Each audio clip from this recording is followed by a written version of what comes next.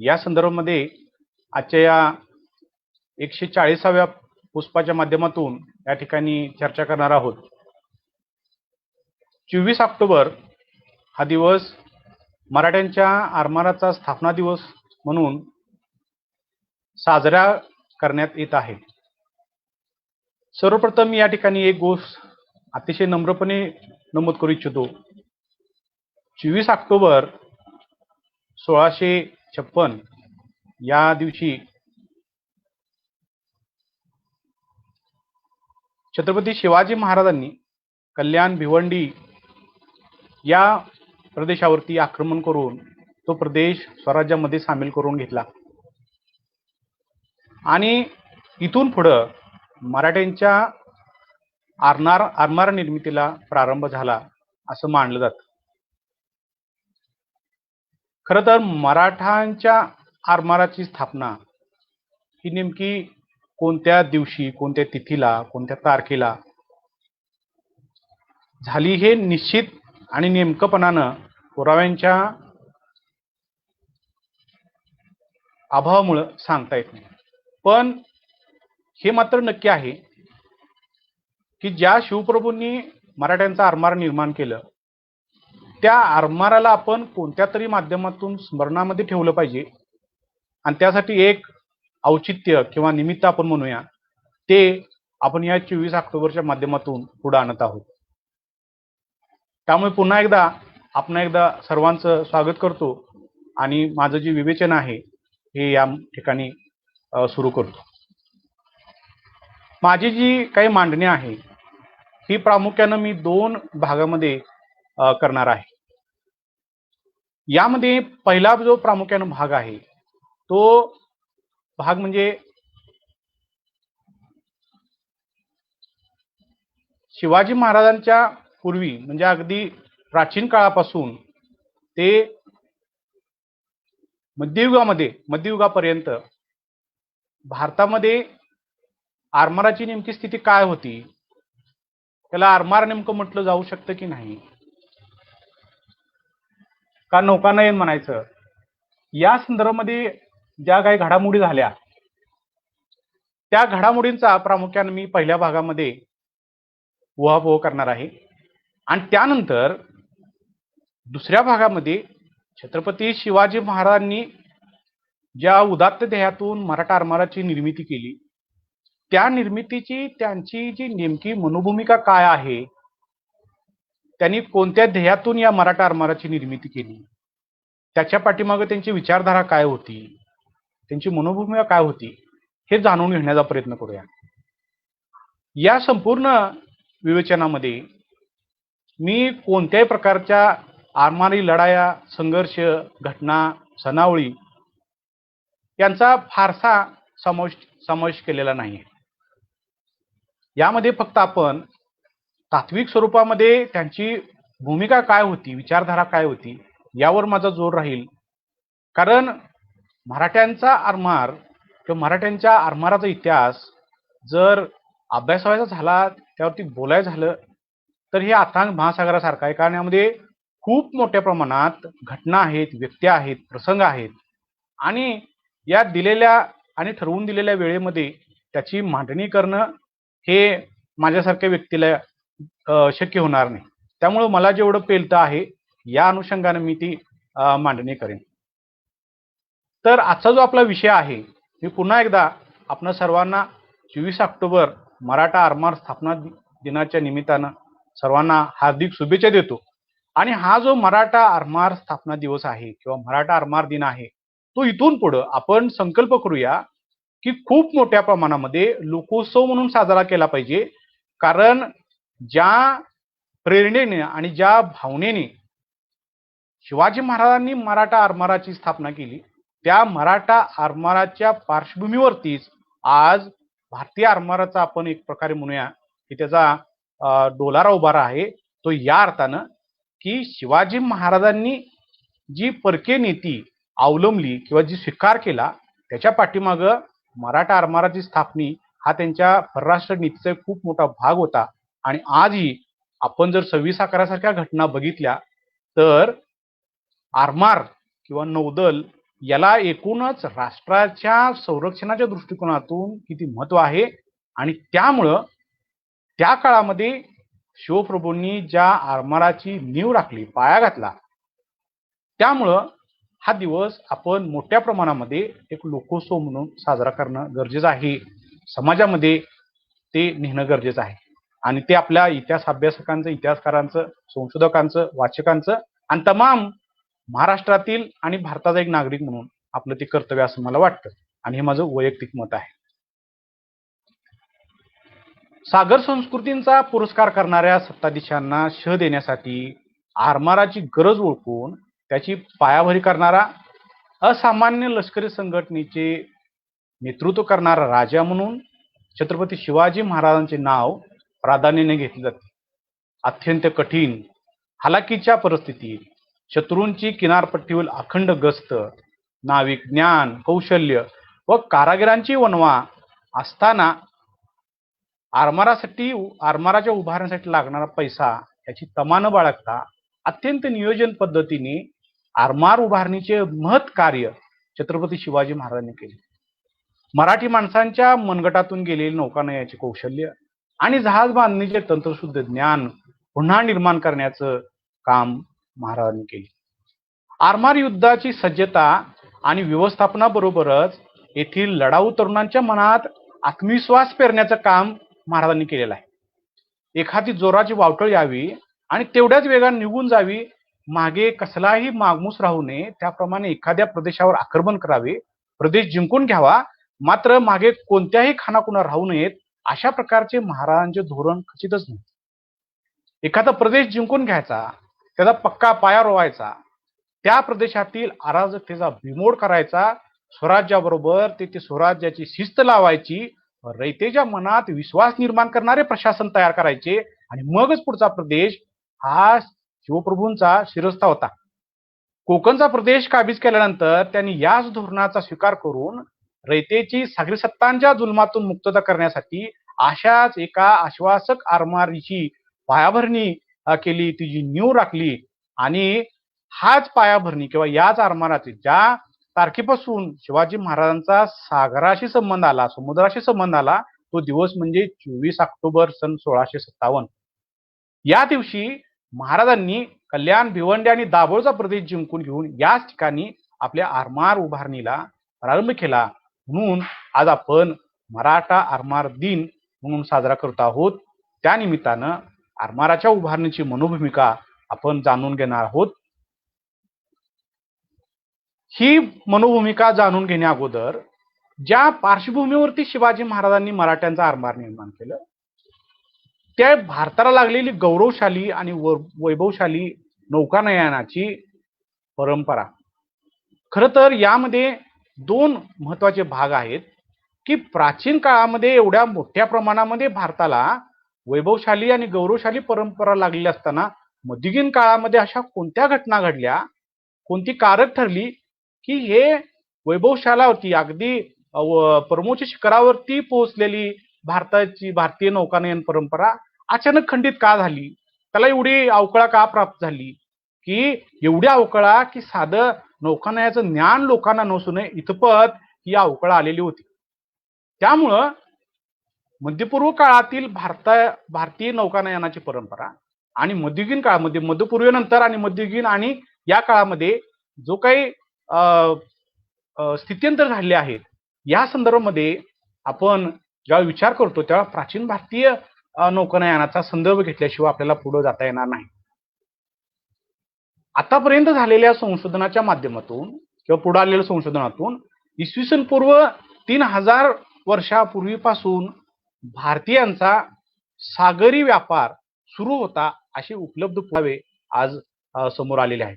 खास करून बॅबिलोनियाशी या काळामध्ये भारताचा सागरी व्यापार सुरू होता याची काही उदाहरणं आणि पुरावे पुढे आलेले आहेत.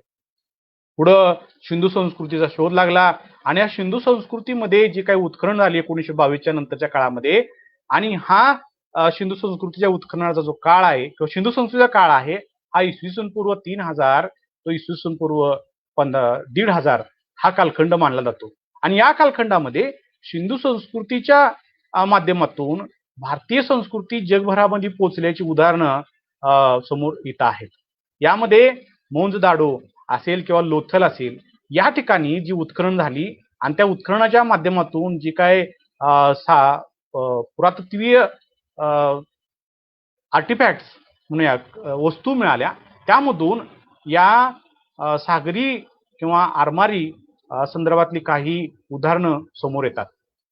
यामध्ये एका नाण्यावरती कोरलेले जहाजांची चित्र असतील किंवा पटरीवरती कोरलेली काही चित्र असतील, यामधून त्या लोकांच्या मध्ये नौकानयाचं ज्ञान अतिशय चांगल्या प्रकारे विकसित झालेलं होतं हे सिद्ध होतं.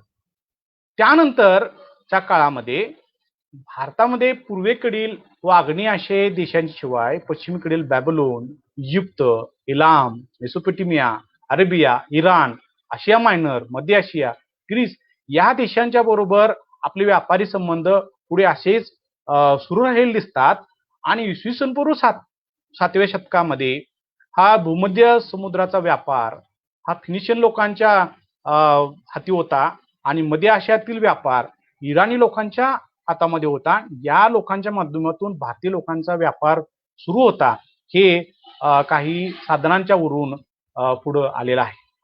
त्यानंतर मित्रांनो, वैदिक साहित्याचा कालखंड येतो. वैदिक साहित्यामध्ये खरं तर प्राचीन कालखंडाचा अभ्यास करत असताना आपल्याला वैदिक साहित्याला बाजूला ठेवून पुढे जाता येत नाही. कारण प्राचीन भारताचा अभ्यास करत असताना हे मूळ स्रोत म्हणून पाहिलं जातं. तर या वैदिक साहित्यामध्ये प्राचीन भारतीय नौकानयनामध्ये अनेक रुचा या ठिकाणी पाहायला मिळतात. काही नौकानयनाच्या सफरी व्यापारासंदर्भातले उल्लेख देखील या ठिकाणी येतात. मित्रांनो, आपला मूळ विषय हा शिवाजी महाराजांची आरमार स्थापनेची भूमिका असल्यामुळं मी या प्राचीन काळातील ज्या डिटेल्स आहेत त्यामध्ये जाऊ इच्छित नाही. आपल्याला काल अपयोग होईल असं मला वाटतं. यानंतर रामायणाचा कालखंड आहे. रामायणामध्ये किष्किंधा खंड जे आहे किंवा सभा पर्व आहे, यामध्ये सुग्रीवाने सीतेच्या शोधासाठी जो काही प्रयत्न केला त्या अनुषंगानं भारतीय नौकानयनाच्या काही घटना यामध्ये येतात. त्यानंतर सभापर्वामध्ये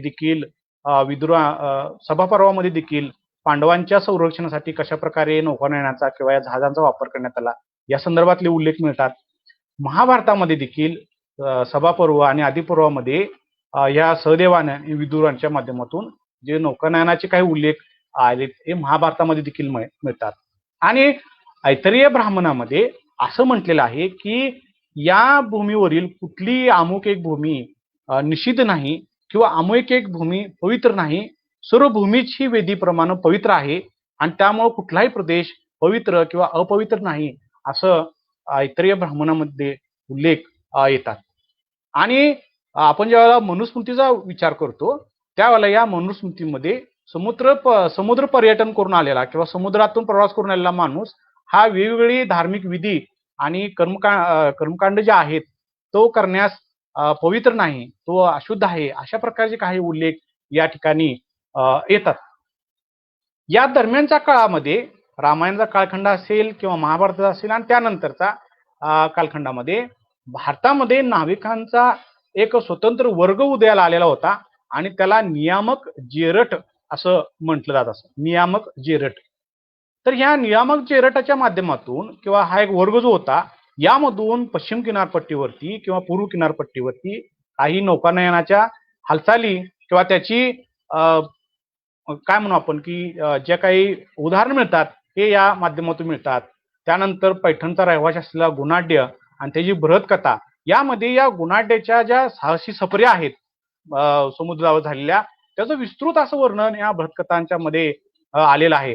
यामध्ये समुद्र प्रवास करणाऱ्या किंवा समुद्र पर्यटन करणाऱ्या व्यक्तींना सुभद्रा सूर असं म्हटल्याचा उल्लेख येतो. त्यानंतर पाणीच्या अष्टाध्यायामध्ये सुद्धा समुद्र, त्याचे प्रवाह, नौकांचे प्रकार, वाऱ्यांच्या दिशा या संदर्भामध्ये आपल्याला माहिती आलेली आपणास दिसते. आणि ह्या दरम्यानच्या काळामध्ये आपल्याला असं दिसून येतं की या प्राचीन भारतीय नौकानयनाच्या मध्ये इथल्या लोकांना वाऱ्याच्या दिशा असतील, मोसम असेल या संदर्भातलं बरेच ज्ञान उपलब्ध झालं होतं असं दिसून येतं. कारण या बौद्ध साहित्यामध्ये किंवा जातक कथांच्या मधून, त्रिपिटकांच्या मधून जी मत्स्ययंत्र आणि दिशाकाक या संदर्भातले उल्लेख येतात. आता हे मत्स्ययंत्र म्हणजे आधुनिक अर्थानं आपल्याला जे मॅग्नेटिक कंपास आपण ज्याला म्हणू तशा प्रकारचं काहीच एक यंत्र असावं असं तज्ज्ञांचं मत आहे. यामध्ये एक ते वाटी सारखं असं फुलगट पात्र घेऊन त्यामध्ये लोखंडी माशाचं एक हे ठेवून त्या तेलामध्ये ठेवलं जायचं आणि त्याचं जे तोंड आहे माशाचं ते उत्तरेकडं राहत असे अशा संदर्भाचे उल्लेख यामध्ये येतात. आणि हा जो दिशाकाक आहे हा दिशाकाकचे उल्लेख जसे भारतीय साहित्यामध्ये येतात तसे ते बॅबिलियन सुमेरियन संस्कृतीमध्ये सुद्धा या दिशाकाकचे उल्लेख येतात की खोल समुद्रामध्ये जेव्हा जहाज जात असत किंवा नौका जात असत तर त्यांना दिशा दिशेनाशी होत असे तेव्हा ते कावळे जे पाळलेले असत हे कावळे त्या भूमिशिराच्या बाजूला किंवा भूमीच्या कडं जात असत आणि त्याचा माग काढून जहाज किनारपट्टीला येत असत. अशा प्रकारचे हे दिशाकाक हा प्राचीन भारतीय नौकानयनामध्ये वापरात असल्याचे उल्लेख येतात. प्राचीन भारतातील बहादूर नाविकांना म्हणजे दर्यावर्दींना कुरमाल म्हणजे इराणची खाडी, अग्निरमाल लाल समुद्र किंवा बल भामूद म्हणजे भूमध्य समुद्र याची माहिती होती. हे वेगवेगळ्या साहित्यातून आपल्याला दिसून येत. प्राचीन भारतीय जैन साहित्य जे आहे या प्राचीन भारतीय जैन साहित्यामध्ये समुद्र प्रवास किंवा नौकानयन याला जलपट्टन हा शब्द प्रयोग केलेला आपणास दिसतो. या जैन साहित्यामध्ये अंग असतील, उपांग असतील, छंद, सूत्र, चूर्णी वेगवेगळ्या प्रकारच्या टीका असतील. यामधून सुद्धा प्राचीन भारतीय नौकानयन संदर्भामध्ये विस्तृत माहिती मिळते. या जैन साहित्यामध्ये नौकांचे वेगवेगळे प्रकार सांगितलेले आहेत, वेगवेगळ्या प्रकारच्या वाऱ्याचे प्रकार सांगितले आहेत, दिशांचे प्रकार सांगितलेले आहेत. याशिवाय जहाजांच्या वेगवेगळ्या भागांची माहिती सुद्धा या जैन साहित्यामधून मिळते. या जैन साहित्याच्या नंतर आपल्याला प्राचीन काळामध्ये मौर्यांचा कालखंड येतो. मौर्य काळामध्ये एक केंद्रीय सत्ता उदयाला येऊन एक स्थिर स्वरूपाचे राजकीय वातावरण निर्माण होण्यास मदत झाली. यामध्ये चंद्रगुप्त मौर्य असेल किंवा त्यानंतर आलेला सम्राट अशोक असेल या दोन सम्राटांनी या कालखंडामध्ये परकीय व्यापारांच्या दृष्टिकोनातून काही प्रयत्न केलेले दिसतात. आणि या कालखंडामध्ये सोपारा असेल, कल्याण असेल, भृगुकच असेल यासारखी बंदरांचा विकास झाल्याचा दिसतं. आणि चंद्रगुप्त मौर्यानं आरमाराचं व्यवस्थापन करण्यासाठी नौकाध्यक्ष नावाचं एक पद निर्माण करून त्याच्या मार्गदर्शनाखाली त्या आरमाराची किंवा नौकाची निर्मिती केल्याची उदाहरणं आपल्याला पाहायला मिळतात. या कालखंडामध्ये जो मॅगस्थेनिस येऊन गेला आणि त्याचा जो ग्रंथ आहे इंडिका यामध्ये सुद्धा या प्राचीन भारतीय नौकानयनामध्ये खूप सारी माहिती आपल्याला मिळते. अशोकाच्या कालखंडामध्ये बंदरांचा विकास मोठ्या प्रमाणात झाल्याची उदाहरणं पाहायला मिळतात.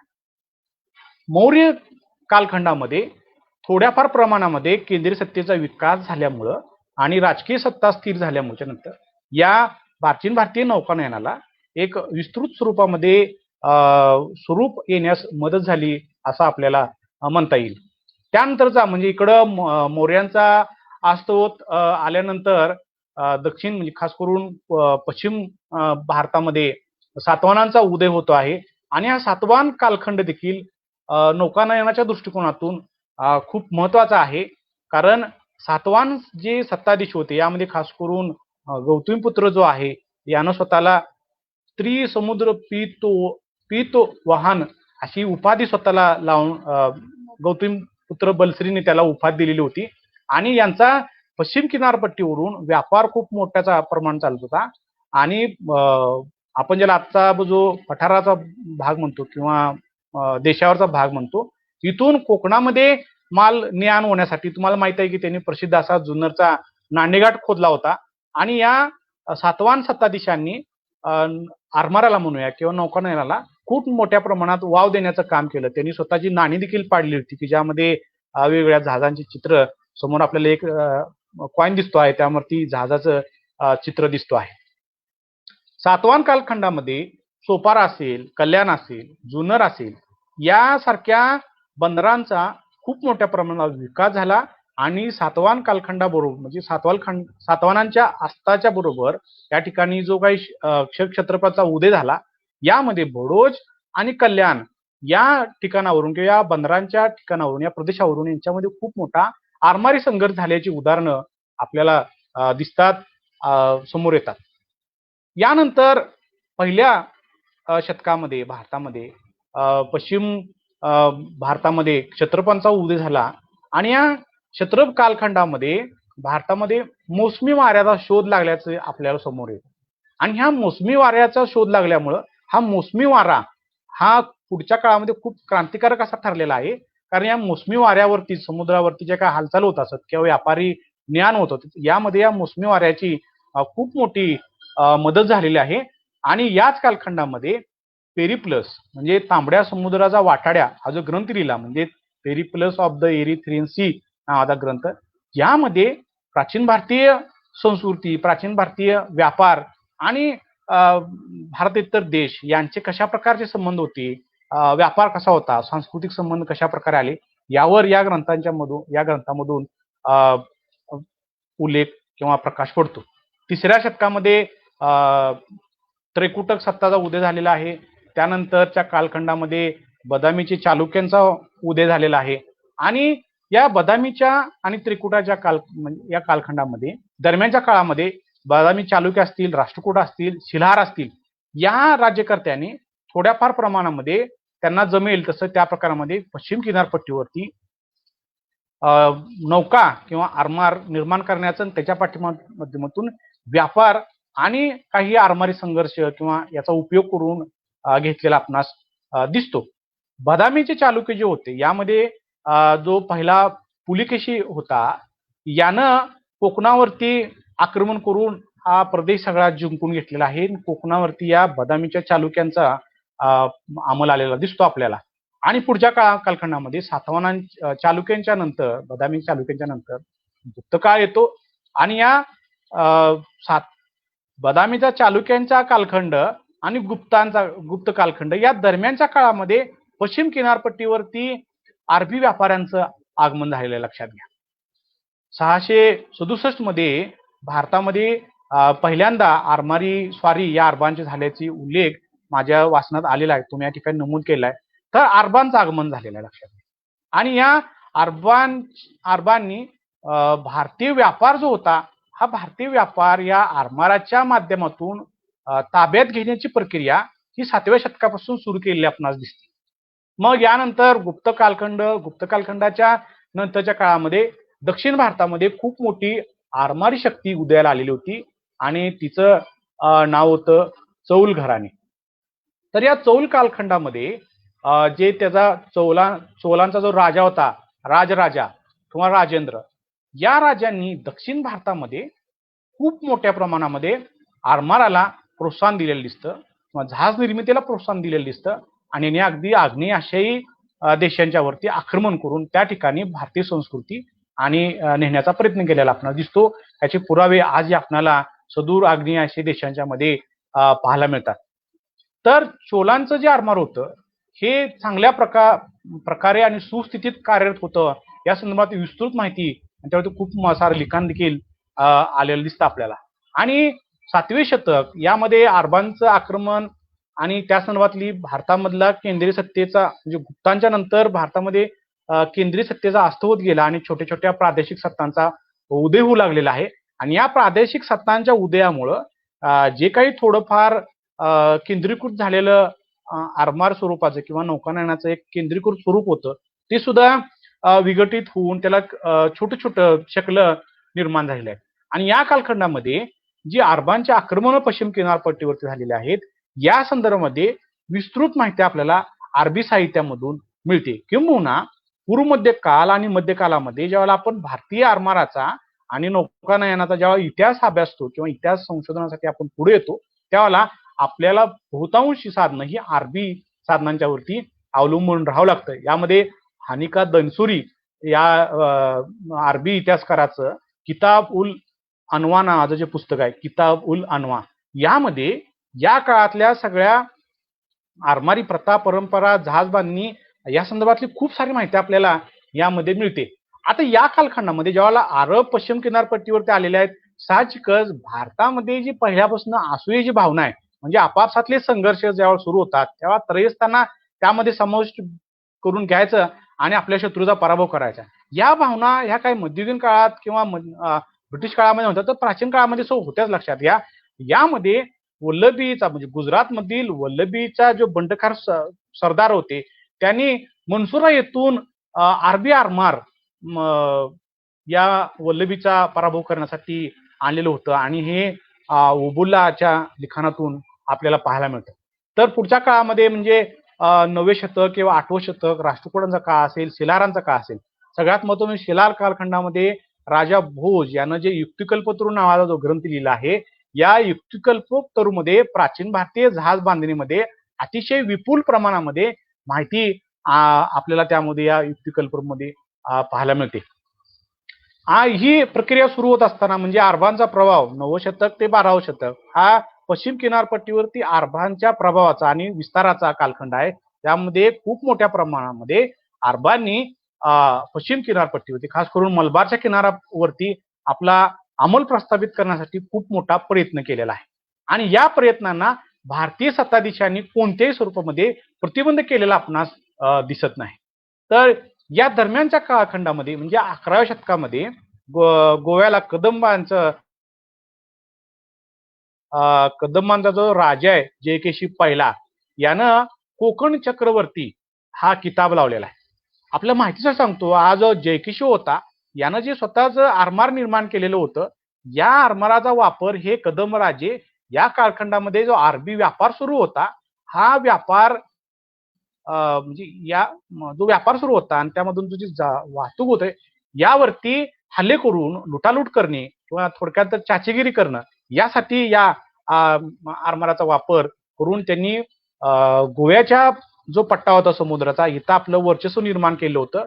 या जयकेशी पहिला याचा जो मुलगा आहे पुढं शिवचित्त नावाचा शिवचित्त यानं पश्चिम सागराचा सम्राट अशी उपाधी स्वतःला लावून घेतलेली आहे. तर कदंबाचं देखील पुढं फार काय आरमार टिकलं नाही. याची सत्ता ही मर्यादित कालखंडामध्ये 100-125 वर्षाचा कालखंड आहे. या कालखंडामध्ये यांनी या आरमाराचा वापर हा चाचेगिरीसाठी केलेला आपणास दिसतो, म्हणजे लुटालूट. आणि यानंतरचा जो कालखंड आहे तो म्हणजे 14वं शतक. 14व्या शतकामध्ये खूप मोठ्या घडामोडी भारतीय नौकानयन किंवा आरमाराच्या दृष्टिकोनातून झालेत. कारण 13व्या शतकानंतर या एकूणच सगळ्या केंद्रीय सत्तेचा अभाव, प्रांतीय सत्तांचा उदय आणि भारतीय राज्यकर्त्यांनी आरमाराला प्रशासनातून बाजूला करायला सुरुवात केलेली दिसते. आणि या कालखंडामध्ये इस्लामिक आक्रमण खूप मोठ्या प्रमाणात भारतावरती व्हायला लागलेले आहेत आणि याचाच एक भाग म्हणजे 1390 मध्ये अलाउद्दीन हसन यांनी कोकणवर आक्रमण करून कोकण आपल्या ताब्यात घेतलेला आहे. हा सगळा भाग का झाला? कारण या कालखंडामध्ये पश्चिम किनारपट्टीवरती कोणत्याही केंद्रीय सत्तेचा अंमल नव्हता, अभाव होता केंद्रीय सत्तेचा. यामध्ये खास करून आपल्याला गुजरातचा सुलतान आपल्याला पाहायला मिळतो की याचा उत्तर कोकणावरती अंमल होता, प्रभाव होता उत्तर कोकणावरती. त्यानंतरच्या काळामध्ये जी बहामनी सत्ता दक्षिणेमध्ये उदयाला आली, तर या महमूद गवानच्या माध्यमातून एक किस्सा तुम्हाला सांगतो की ज्या वेळेला या केंद्रीय सत्ता म्हणजे जसं आपण बघितलं राष्ट्रकूट, शिलार यासारख्या चालुक्यांच्या आणि त्याचे सामंत राज्य यांनी छोट्या छोट्या प्रमाणामध्ये पश्चिम किनारपट्टीवरती आरमार निर्माण करून चाचेगिरीसाठी त्याचा वापर केलेला होता.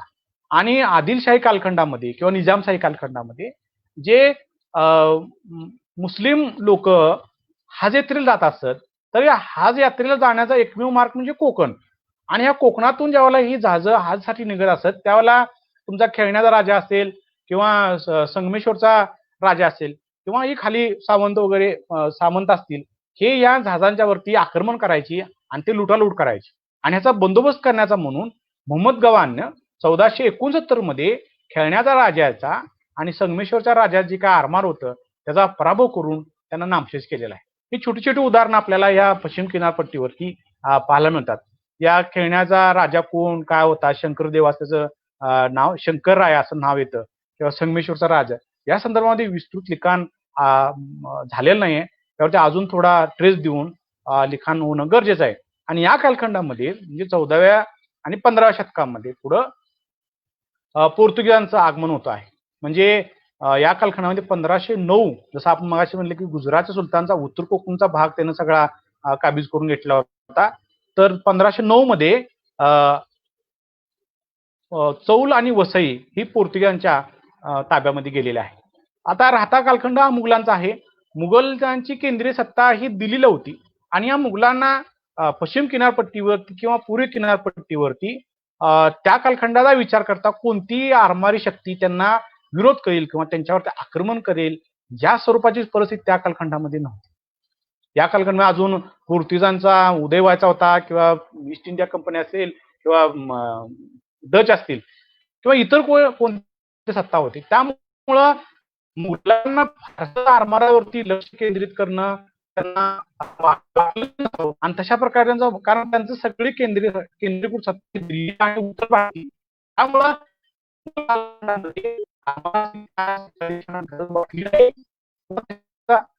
मुघलांचा होतं त्याचा मर्यादित स्वरूपामध्ये करत होते. आणि या कालखंडामध्ये युरोपमध्ये सगळ्यात मोठी घटना काय घडत होत्या, मध्य आशियामध्ये काय घटना घडत होत्या की ज्याचा खूप मोठा परिणाम भारतीय नौकानयनावरती आणि सगळ्यात मोठी घटना आहे ती म्हणजे 1953 मध्ये कॉन्स्टँटिनोपलचा म्हणजे इस्तंबूलचा झालेला पडाव. तुर्कांनी जे कॉन्स्टँटिनोपलचा पाडाव केला, या पडावामुळं जो काही बरोबर किंवा आग्नेय आशियाई राष्ट्रांच्या बरोबर युरोपीय लोकांचा जो व्यापार सुरू होता किंवा अरबांचा व्यापार सुरू होता, यामध्ये एक हे आलेलं म्हणजे अडथळा आले म्हणजे खुसकीचा मार्ग बंद झाला. आणि हा खुसकीचा मार्ग बंद झाल्यानंतर युरोपीय राष्ट्रांना किंवा मध्य आशियातल्या काही देशांना भारताकडे येण्यासाठी नवीन समुद्री मार्गाची शोध घेणं गरजेचं होतं.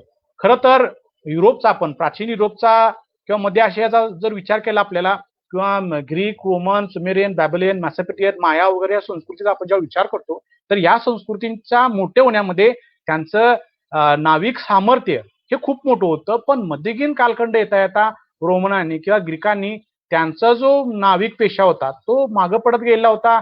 हा याला इस्लामिक आक्रमण थोड्याफार प्रमाणात जबाबदार होती. आणि या कालखंड म्हणजे मध्ययुगीन कालखंडामध्ये युरोपमध्ये स्पेन सारखी आरमारी शक्ती पुढे आलेली आहे, पोर्तुगाल सारखी आरमारी शक्ती पुढे आलेली आहे आणि या सगळ्या ख्रिश्चन सत्ता होत्या किंवा ख्रिश्चन राष्ट्र होती आणि इथल्या पोपनं इथल्या राजांना अशा संधा दिल्या होत्या की या कालखंडामध्ये जे कोणी राष्ट्र किंवा त्यांचे दर्यावरती खलाशी ज्या वेगवेगळ्या देशांचा शोध लावतील त्यांना ते देश त्यांच्या मालकीचे राहतील. अशा प्रकारच्या काही संकल्पना युरोपमध्ये उदयाला आल्यामुळं भारतासारख्या ज्याला सुवर्णभूमी म्हणून युरोपमध्ये ओळखली जात होती त्या भारताच्या शोधाच्यासाठी खूप प्रयत्न सुरू झाले आणि हे प्रयत्न आपल्याला माहित आहे. मग तो कोलंबस असेल किंवा अमेरिको असेल किंवा यातला वास्को दी गामा असेल.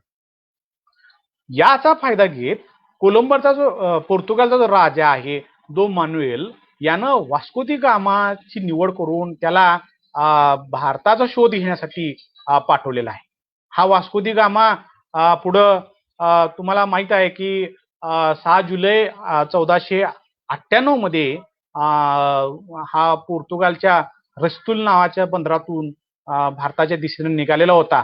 याच्याकडे प्रमुख 3 जहाज होती. यामध्ये सांतू गाब्राएल, सांतू राफाएल आणि सांतू मिगेल नावाची 3 जहाजं होती. या 3 जहाजावरती 177 प्रवासी घेऊन किंवा खलाशी घेऊन हा भारताचा शोध लावण्यात किंवा भारताच्या दिशेने हा वास्को दी गामा निघाला.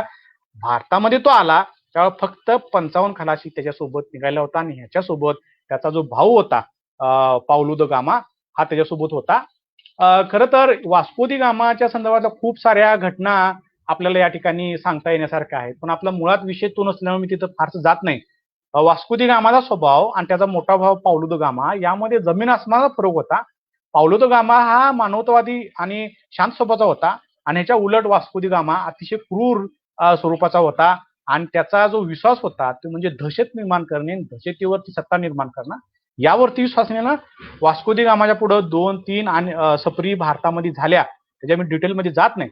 पण वास्को दी गामाची दुसरी सफर आहे 10 फेब्रुवारी 1502 ला त्याची जी दुसरी सफर झाली. या दुसऱ्या सफरीमध्ये तो जेव्हा आला भारतामध्ये, आता ह्या घटना मी काय एवढ्या विस्तृतपणे सांगतोय, कारण ह्याचा परिणाम हा पुढे झालेला आहे. कारण ही जी प्रथा यांनी निर्माण केली किंवा वर्चस्ववादी वसाहतवादी वाणिज्यवादी भूमिका पेरण्याचं काम या वास्को दी गामानं भारतामध्ये केलंय. त्याच्या परिणाम स्वरूप त्याची दखल ही आहे ती शिवाजी महाराजांना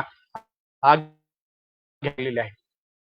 तो ज्यावेळेला दुसऱ्या स्वारीमध्ये आला त्यावेळेला पहिल्या स्वारीमध्ये त्याचा जो कालिकतचा राजा होता झामोरीन, त्यानं त्याचा अपमान झाला होता त्या दरबारामध्ये.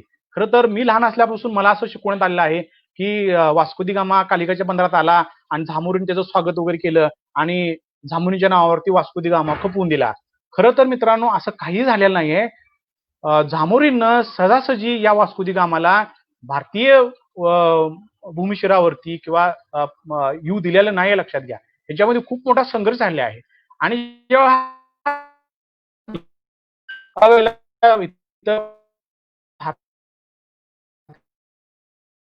त्यावेळेला यांच्यावरती हल्ला केलेला आहे आणि ते जहाज त्यानं जिंकून घेतलेलं आहे. नुसतं जिंकून घेतलं नाही तर त्या 800 खलाशांना त्यानं बंदी केलं, त्यांना जहाजावरती आणलं, त्यांचं हात पाय नाक कान दात पाडले, तिची सगळ्यांची सगळं मटेरियल हात पाय दात कापले कान कापलं गोळा करून ठेवलं आणि कालिकतवरती प्रचंड मोठ्या प्रमाणात तोफांचा भडीमार केलेला आहे. आणि यामध्ये कालिकत मधल्या नागरिकांची खूप मोठी जीवित आणि वित्तहानी होत आहे. हे जेव्हा लक्षात आलं तेव्हा हा झामोरीन, याचं मूळ नाव सामुद्री होतं, त्यानं तह किंवा सल्लामसलत करण्यासाठी मिटवून घेण्यासाठी म्हणून एक ब्राह्मण वकील या वास्को दी गामाच्या जहाजावरती पाठवला आणि या वास्को दी गामानं त्या ब्राह्मण वकिलाचे दात पाडले, त्याचे नाक कापलं, त्याचे कान कापले, त्याच्या बुंद्यावरती कुत्र्याचे कान शिवले आणि त्या 800 लोकांची जे काही हात पाय दात पाडून कान कापून ठेवले होते हे सगळं गोळा करून त्याला एका जहाजामध्ये टाकलं. ते सगळं त्या लोकांचे अवशेष अवयवांचे अवशेष टाकलं आणि ते पुन्हा त्याला भेट म्हणून या झामोरीनला पाठवलेलं आहे. यामुळं याची संतापाची लाट या वास्को दी गामाच्या विरोधामध्ये या किनाऱ्यावरती आलेली होती आणि त्याचा परिणाम पुढं म्हणजे झामोरीननं त्याचा जो आरमाराचा प्रमुख होता कासिम नावाचा, हा अरबी खलाशी होता, याच्या माध्यमातून आणि इराणचा सुलतान खोजा अंबर याच्या आरमाराची मदत घेऊन या वास्को दी गामावरला धडा शिकवण्यासाठी खूप मोठा आरमारी संघ झालेला आहे. यापुढं मी यामध्ये खूप डिटेलमध्ये न जाता या पोर्तुगीजांची सत्ता या अशा प्रकारे पश्चिम किनारपट्टीवरती पसरत गेली. यामध्ये त्याची वेगवेगळे वास्को दी गामाच्या सप्रे असतील किंवा आल्बुका असेल किंवा पुढचे जे त्याचे व्हायसराय आले भारतामध्ये, त्यांनी अतिशय प्रभावीपणे भारतामध्ये पोर्तुगीज सत्ता कशी प्रभावित होईल यासाठी प्रयत्न केले आणि 1510 मध्ये या अल्बुकर्कनं आदिलशाह कडून गोवा जिंकून घेतलेला आहे. आता हे गोवा जिंकून घेत असताना यामध्ये या विजयनगरचा जो आरमाराचा प्रमुख आहे थिमया नावाचा, हा हिंदू सरदार आहे आणि हा विजयनगरचा आरमाराचा प्रमुख होता. याची आणि या पोर्तुगीजांची साठगाठ झालेली आहे. हा थिमया फार महत्वाकांक्षी होता आणि त्याचा जो भाऊ होता सक्का सावजी नावाचा, तो याला आदिलशाहचा गोव्यातील आरमाराचा प्रमुख होता. आणि या कालखंडामध्ये गोव्यामध्ये मुस्लिम पुरुष आणि हिंदू स्त्रिया यांच्या माध्यमातून जी काही संतान निर्माण झाली होती त्यांना त्या काळामध्ये नायटे म्हणायचे, नायटे. तर ह्या नायट्यांनी विजयनगरच्या साम्राज्य प्रदेशामध्ये आणि एकूणच पश्चिम किनारपट्टीवरती अक्षरशः उच्छाद मांडलेला होता. आणि याचा बंदोबस्त करायचा म्हणून या थिमयला असं वाटत होतं की आपण जर गोव्यावरती आक्रमण केलं आणि गोवा जिंकून घेतलं तर या नायट्यांचा तर बंदोबस्त करूच, शिवाय ह्या थिमयाला स्वतःचं राज्य निर्माण करायचं होतं. आणि त्यासाठी त्यानं पोर्तुगीजांची मदत घेतली. पोर्तुगीजांच्या माध्यमातून त्यांनी 1510 मध्ये गोवा जिंकून घेतलं. पण या थिमयाची जी योजना होती ती काही सफल झाली नाही, कारण या पोर्तुगीजांनी या थिमयाची डाळ पुढे शिजू दिली नाही. 16 शतक येता येता आपल्याला पुढं गुजरातचा सुलतान असेल किंवा इतर काही महत्वाच्या सत्ताधीशांचा उल्लेख या ठिकाणी करता येईल, पण मी या ठिकाणी वेळाअभावी पुढं थोडं जातो. आणि या दरम्यानच्या कालखंडामध्ये सिद्धींचा भारतीय उपखंडामध्ये उदय होतो आहे. हे सिद्धी म्हणजे कोण, तर ईशान्य आफ्रिकेतील अरब अल हबीश नावाचा जो प्रदेश होता, या अरब अल हदीस मधील हे सिद्धी लोक ही मुळात धाडसी दर्यावर्दी अतिशय काटक, कुठल्याही परिस्थितीमध्ये टिकून राहणारी, टाकतील तिथं जगणारी, अशा प्रकारची या सिद्धींचं वैशिष्ट्य होतं.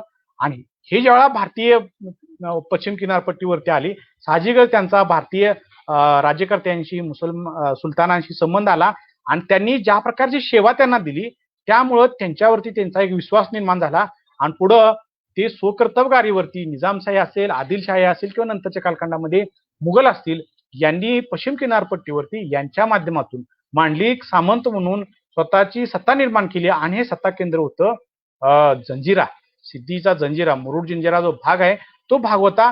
आणि हा सिद्धीचा बस्तान या ठिकाणी बसता बसता पुढे नंतरच्या काळ तुम्हाला माहिती आहे की 1630 नंतर शिवाजी महाराजांचा जन्म होतो आणि स्वराज्याची बांधणी सुरू झाली. तर या कालखंडामध्ये सिद्धी हे पश्चिम किनारपट्टीवरती एक मोठी नाविक किंवा आरमारी शक्ती म्हणून उदयाला आलेली आहे. यांचं जे क्षेत्र आणि त्यांचा जो प्रदेश आहे तो मर्यादित असला तरी समुद्रावरती त्यांच्या इतकी शक्ती त्या काळामध्ये इतर भारतीय छोटे छोटे सत्ताधीश किंवा इतर मुस्लिम सत्ताधीश जे होते त्यांच्याकडे नव्हती, जशी सिद्धीकडे होती. आणि ह्या सिद्धी हा जो होता तो सिद्धी रसूल अब्दुल खान हा 1618 मध्ये गादीवरती आलेला आहे, म्हणजे झालेला आहे. हा मलिक अंबर ज्यानं निजामशाहीचे पुनर्जीवन केलं, हा मलिक अंबरनं जो कोकणाचा प्रदेश जिंकून घेतलेला होता त्या कोकणाच्या प्रदेशाचा सुभेदार म्हणून किंवा तिथला हे म्हणून या सिद्धी रसूल अब्दुल खानची नियुक्ती केली आहे. आणि यानं हे ज्या पुढं नंतर तुम्हाला माहिती आहे की 1600 मध्ये मुघलांनी निजामशाहीचा आस्त केलेला आहे. तर नंतरच्या काळामध्ये 1636 मध्ये मुघल आदिलशहाचा तह झालेला आहे. आणि या सगळ्या प्रक्रियेमध्ये निजामशाही तर नष्ट झालेलीच आहे, शिवाय आदिलशहाच्या दरबारामध्ये जी काय कटकारस्थान सुरू होती त्यामुळे मुळात दरबारामध्ये कटकारस्थान सुरू असल्यामुळे त्यांचं प्रांतिक भागावरती किंवा प्रदेशावरती फार तर काय लक्ष नव्हतं. त्यामुळे ह्या सिद्धीनं स्वतःची सत्ता या ठिकाणी मजबूत करायला घेतलेली आहे. आणि 1736 मध्ये आदिलशाह आणि मुघल यांच्यामध्ये जो काही तह झालेला होता त्या तहानुसार मुघलांनी आदिलशहाला सिद्धी म्हणजे जो जंजिऱ्याचा, मुरुड जंजिऱ्याचा जो काही भाग आहे तो भाग आदिलशाहला दिला आणि आदिलशाहच्या माध्यमातून तो प्रदेश सिद्धीकडे आला. आणि या काळामध्ये सिद्धी अंबर हा ठिकाणी सत्ताधीश होता आणि त्याला आदिलशाहनं वजीर हा किताब दिलेला आहे. पुढं सिद्धी युसुफ सन 1646 ते 55 आणि सिद्धी फतेखान 1655 नंतरचा कालखंड आहे. आणि या सिद्धी फतेखानाच्या कालखंडामध्ये छत्रपती शिवाजी महाराज आणि मराठी सिद्धी किंवा पोर्तुगीज यांचा संबंध आलेला आपणास दिसतो. आणि हा इतिहास आहे. तर हा जो काय सिद्धीच्या कालखंडापर्यंतचा जो काही भाग आहे हा या ठिकाणी मी मांडला या ठिकाणी.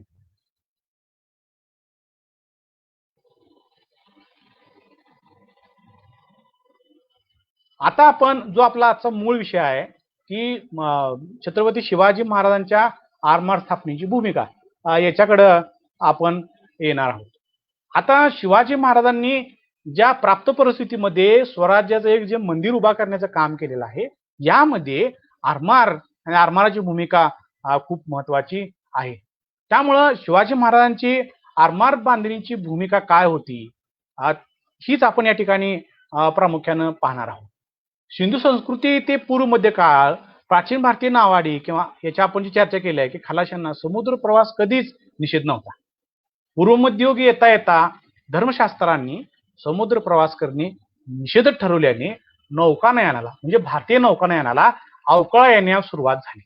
प्राचीन नौकाशास्त्राचे ज्ञान असेल, जहाज बांधणीचं कौशल्य असेल आणि त्याच्या उपयोजित शास्त्राला भारतीय राज्यकर्त्यांनी बगल दिल्यामुळं जो काही कारागिरांना आश्रय मिळालेला होता तो कारागिरांचा आश्रय नष्ट होत गेला. परिणाम स्वरूप या कारागिरांच्या मनगटातून हे जहाज बांधणीचं ज्ञान सुद्धा लोप पावत गेल्याचं आपणास दिसतं. पारंपरिक पद्धतीनं चालत आलेली जे कौशल्य होते ते कमी दर्जाचे नसले तरी युरोपीय सागर शक्तींना तोंड देण्याइतपत ते सक्षम नव्हते.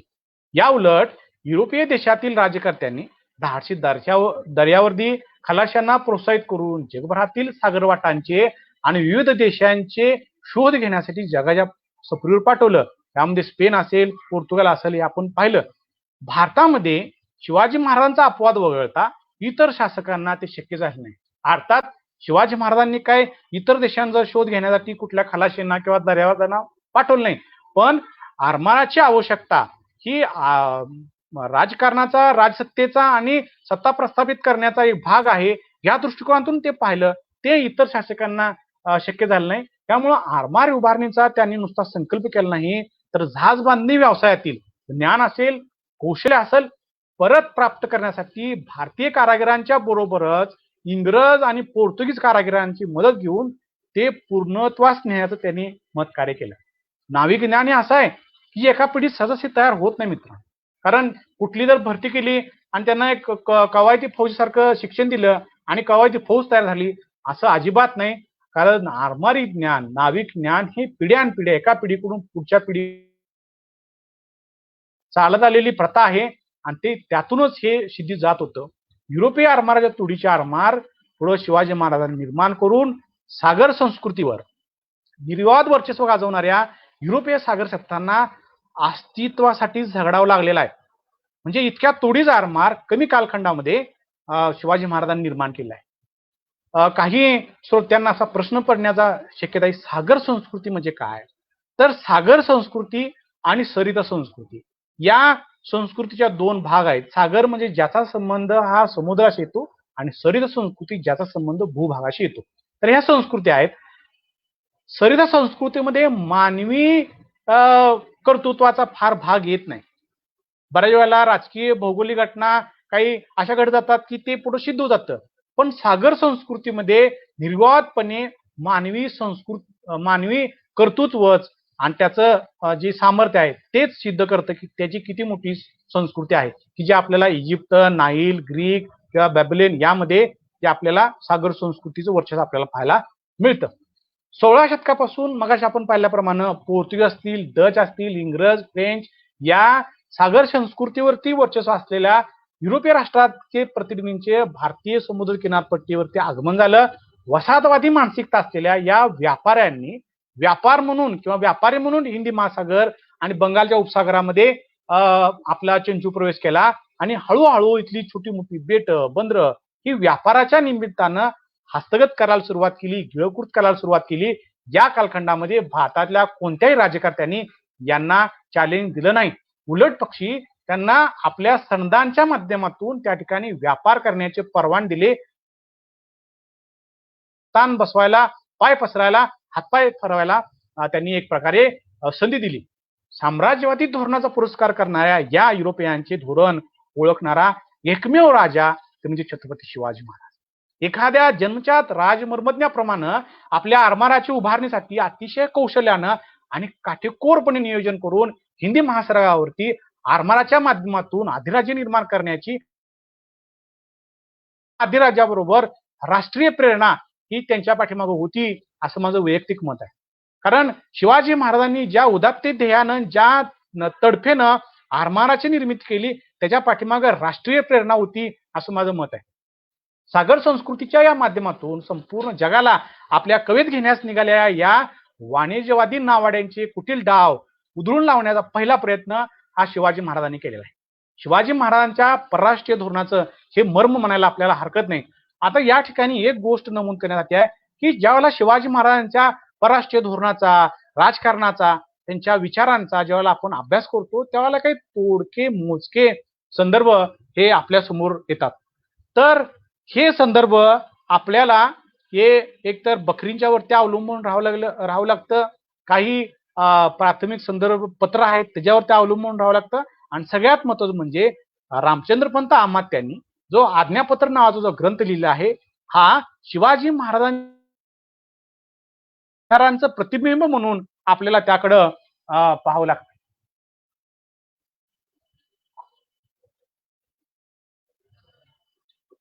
आणि आपल्याला आज्ञापत्राचा संदर्भ घेतल्याशिवाय आपल्याला शिवप्रभूंची कोणती विचारधारा जी प्रसूत झाली ती या ठिकाणी मांडता येऊ शकत नाही.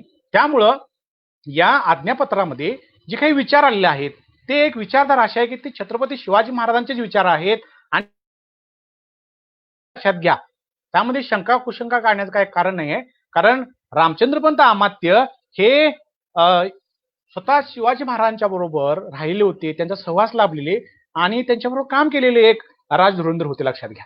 त्यामुळं आज्ञापत्रामध्ये जे काही उल्लेख आलेला आहे त्यामध्ये या परकीय व्यापाऱ्यांचे वाणिज्यवादी विचारसरणी असलेल्या साम्राज्यवादी षडयंत्र रचणाऱ्या या इंग्रजांचे असतील किंवा पोर्तुगीजांचे जे काही विचार आहे ते विचार शिवाजी महाराजांनी कसे हेरलेले होते या संदर्भातले एक कोट मी या ठिकाणी आपल्या समोर ठेवतोय. आणि हे कोट आपल्याला सर्वश्रुत आहे तरी देखील या विषयाचा विवेचनाचा भाग म्हणून मी पुन्हा या ठिकाणी नमूद करतो. ते असं म्हणतात की सावकारामध्ये फिरंगी, इंग्रज, फ्रान्सिस, डिंगमार आदी टोपीकर हे लोक सावकारी म्हणजे आजच्या भाषेतला सावकारी हा शब्द या ठिकाणी तुम्ही घेऊ नका. सावकारी म्हणजे व्यापार करणारे लोक सावकारी करतात, परंतु ते वरकड सावकारासारखे नव्हेत. म्हणजे ते जरी व्यापारी म्हणून आले असले तरी ती व्यापारासारखी नाहीत. त्यांचे खावंद प्रत्येक राज्यच करतात. त्यांचे हुकमाने, त्यांचे होसाते हे लोक या प्रांती सावकारीस येतात. राज्य करणारा स्थलोभ नाही ऐसे काय घडो पाहते. तथापि टोपीकरांचा या प्रांते प्रदेश करावा, राज्य वाढवावे, स्वमत प्रतिष्ठावे हा पूर्ण अभिमान. पहा मित्रांनो की आज्ञापत्रामध्ये ही जी काही विचार आलेले आहेत ही ज्याची प्रचिती आपल्याला पुढं भारतीय स्वातंत्र्य लढ्यामध्ये आणि अजून देखील आपल्याला आली नाही असं माझं मत आहे. आपल्याला इकडे एखादा परकीय संशोधक, परकीय राज्यकर्ता आला की आपल्याला कुठं ठेवून काय करू असं होते. पण ते कुठल्या मनोभूमिकेतून इथे येतात, त्याची पार्श्वभूमी काय आहे हा जाणणारा, हा विचार प्रस्तुत करणारा हा राजा आहे म्हणजे छत्रपती शिवाजी महाराज. राज्य वाढवावे, स्वमत प्रतिष्ठावे हा पूर्ण अभिमान. कुणाचा अभिमान आहे तर या इंग्रज लोकांचा, फ्रेंचांचा, डचांचा, लक्षात घ्या. तदनुरूप स्थळोस्थळी कृतक कार्य झाले आहेत. त्यावरही हट्टी जात हातास आले स्थळे मेलियाने सोडावायचे नव्हेत.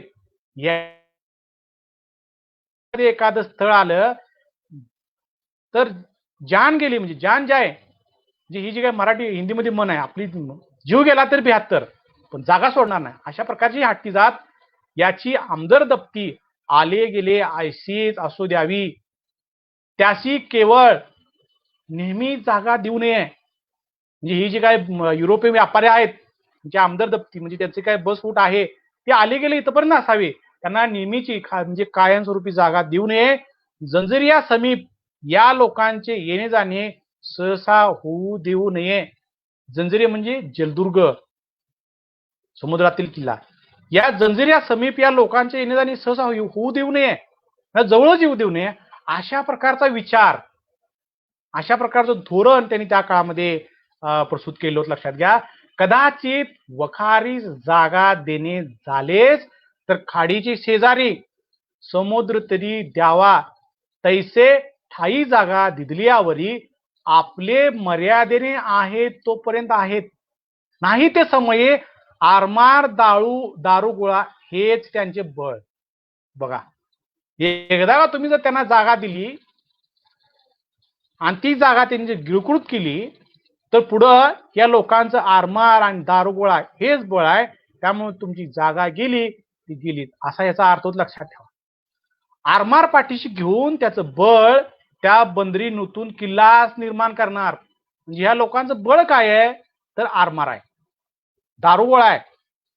आणि त्याला जर तुम्ही त्या ठिकाणी जागा दिली तर त्या ठिकाणी ती नूतन किल्लाच निर्माण करणार.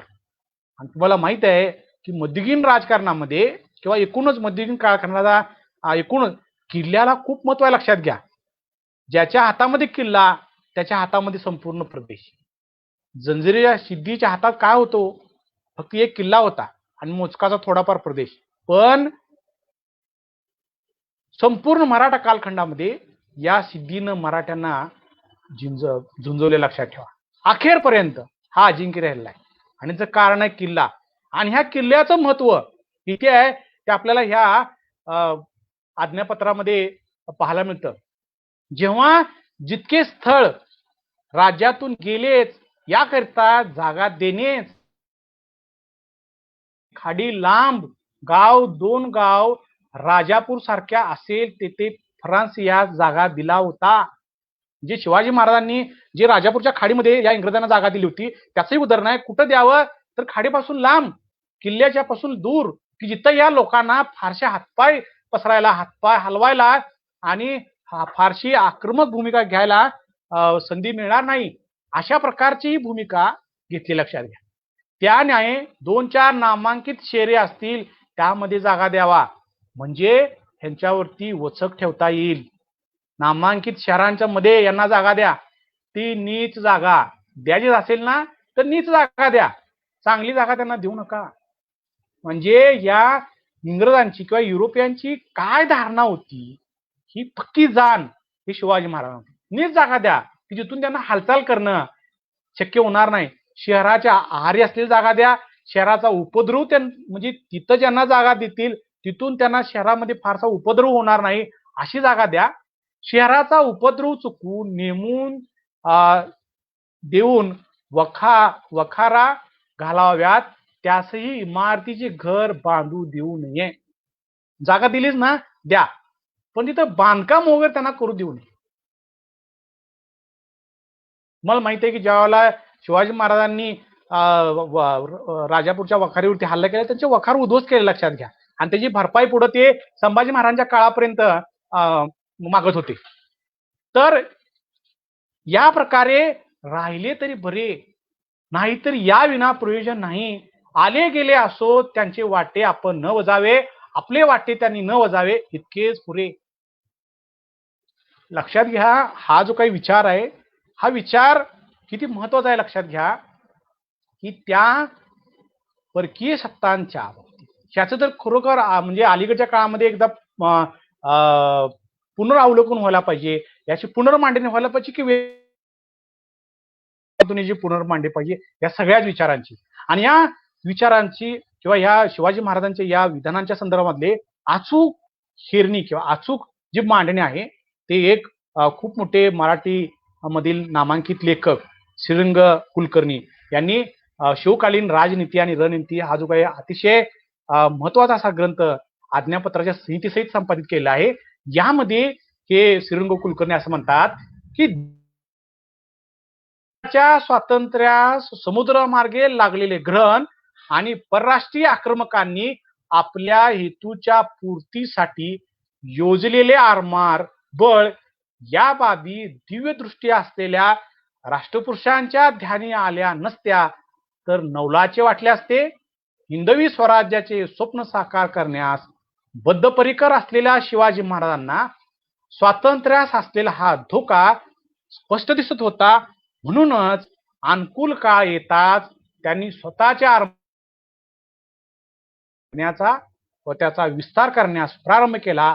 काही तात्कालिक कारणामुळे या कार्यास वेग आणि चालना मिळाली असली तरी सागरी किनाऱ्याचे रक्षण ही धारणा शिवरायांच्या मनात दीर्घकाळ नांदत असावी.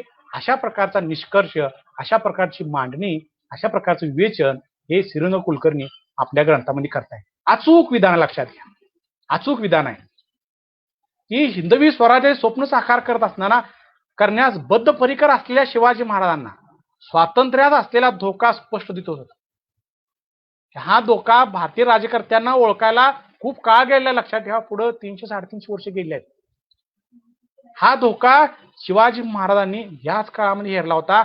आणि या फिरंग्यांचा, या युरोपियनांचा जर बंदोबस्त करायचा असेल तर आरमार म्हणजे स्वतंत्र एक राज्यांगच आहे. जैसे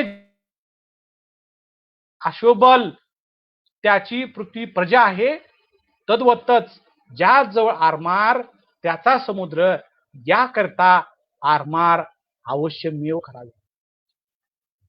खूप मोठं विधान लक्षात घ्या, खूप मोठं विधान. आरमार म्हणजे स्वतंत्र एक राज्यांगच आहे.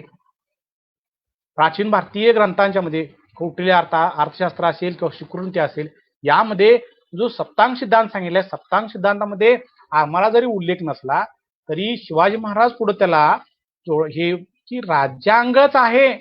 जैसे ज्या अश्वबल त्याची पृथ्वी प्रजा आहे, म्हणजे ज्याच्या जवळ अश्वबल घोडदळ मोठा आहे त्याची पृथ्वी प्रजा आहे, तद्वतच ज्याच्या जवळ आरमार त्याचा समुद्र, याकरिता आरमार अवश्यमेव करावे. हा खूप मोठं विधान आपल्याला शिवाजी महाराजांची आरमारी भूमिका, त्यांच्या निर्मितीची प्रेरणा या ठिकाणी आपल्याला दिसते. आता ह्या सर्व घटना ज्यावेळी आपण बघतो तेव्हा एक मोजक्या काही घटना आपल्या समोर ठेवतो आणि पुढे जाणार आहे की तुम्हाला माहित आहे की सन 1656 मध्ये शिवाजी महाराजांनी जावळीच्या चंद्रराव मोऱ्यांचा पराभव केला. तुम्ही कोण राजे, तुम्हाला कोण राजे म्हणतो, तुम्ही तर कालचे, आम्ही खरजे राजे, असं उद्धट उत्तर देणाऱ्या त्या जावळीच्या चंद्रराव मोऱ्यांचा शिवाजी महाराजांनी पराभव केला आणि हे जावळीचं जे काही राज्य होतं ते स्वराज्यामध्ये त्यांनी समावेश करून घेतलेला आहे आणि स्वराज्याच्या सीमा या समुद्र किनाऱ्याला जाऊन भिडलेल्या आहेत. 14 ऑगस्ट 1657 रोजी रघुनाथ बल्लाळ यांनी दाभोळ जिंकून घेतलेला आहे आणि पुढे सिद्धीच्या दंड राजपुरीवर चाल करून जंजिऱ्याला मोर्चे लावले आहेत. दंड राजपुरीचा किनारा मराठ्यांच्या वर्षाचा खाली आला, मात्र जंजिरा त्यांना जिंकून घेता आला नाही. उद्या दसऱ्याला दसऱ्याचं शिमोल्लंघन उद्या आहे आणि याच दसऱ्याच्या दिवशी शिवाजी महाराजांनी शिमोल्लंघन केलेलं आहे आणि दादाजी बापूजी रांजेकर, सुखकृष्णाजी लोहकरे यांना सोबत घेऊन कोकणातील कल्याण, भिवंडी ही महत्वाची ठाणी 24 ऑक्टोबर 1657 रोजी जिंकून घेतलेले आहे आणि हाच दिवस आज आपण मराठ्यांच्या आरमाराचा स्थापना दिवस म्हणून साजरा करतो.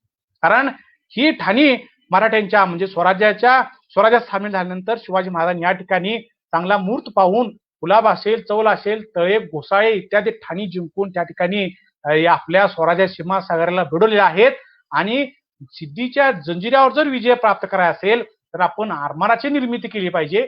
या भूमिकेतून त्यांनी या ठिकाणी आरमार बांधणीला सुरुवात केली आहे. समुद्रावर सिद्धी अजिंक्य होतं, लक्षात घ्या. अतिदेशीय हिंदू राज्यांचा त्याच्या पुढे टिकाव लागत नव्हता. केवळ सिद्धीच काय,